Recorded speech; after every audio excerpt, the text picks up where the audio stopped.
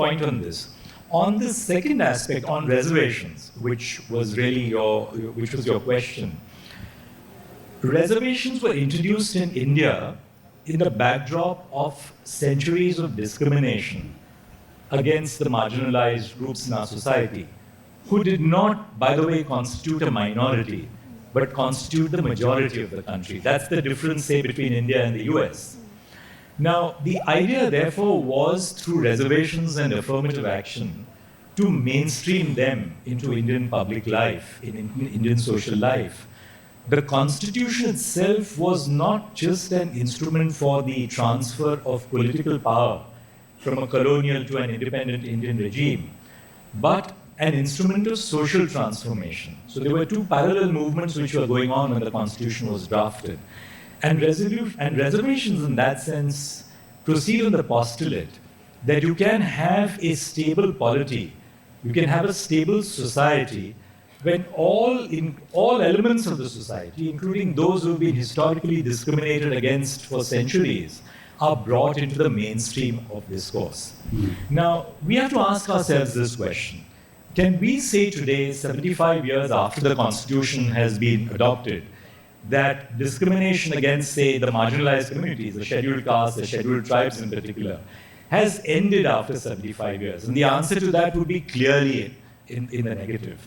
You still have students who commit suicide, Dalit students who have committed suicide in the IITs or in different institutions. So which means that the time where you can say that discrimination against the scheduled castes has ended has still not arrived in India. India still faces that. Having said that, judicially, there has been a number of very innovative approaches to reservation.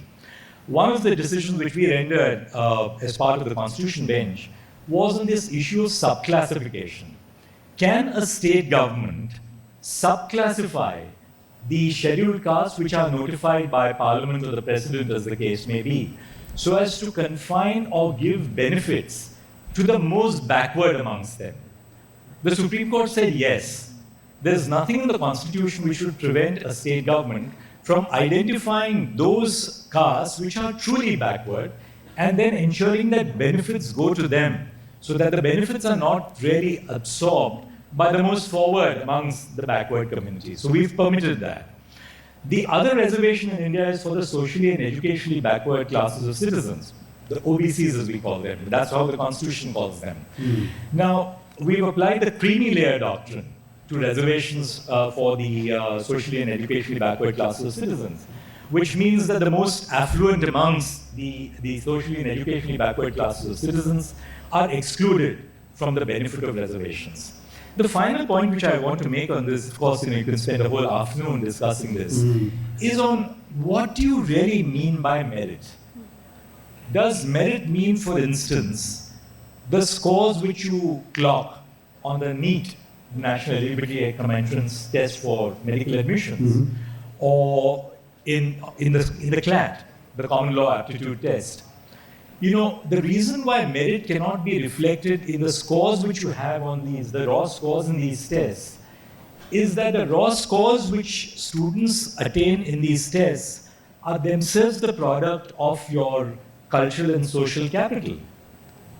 The best students the students who generally score the best are those who have access to coaching classes, who have command over English. There are, of course, exceptions to this. But therefore, if you define merit not in terms of your ability to score in examinations, but merit in terms of inclusion, of the ability of our society to give responsible positions in governance to different segments of society, that is what defines merit, then reservations are not contrary to merit, but they in fact further merit, because it allows for people, whether they become IAS officers, whether they become IPS officers, doctors, an equal share of social development. Otherwise, what is happening even today, Anjani, is this, that if you look at the representation of the scheduled caste, for instance, you will find a lot of representation or improved representation at the lowest levels, class 4 posts. When you come to the top posts, the most important positions of responsibility, you will find them lacking even today. The same thing in the case of women, for instance. Now, where do you find... So therefore, I think, of course, Dr. Ambedkar believed that, reservations initially should be valid for 10 years. But I do believe that for India to maintain the sense of social harmony, the social equilibrium, and I see the flip side, as you said in the law college, 50% of the seats are reserved.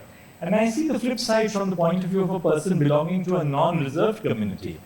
But looking at it from an overall national perspective, I still do believe that reservations in India have been a very potent source of maintaining this social equilibrium, where we brought all segments of the community and given them an opportunity for personal growth and development and social growth and development as well.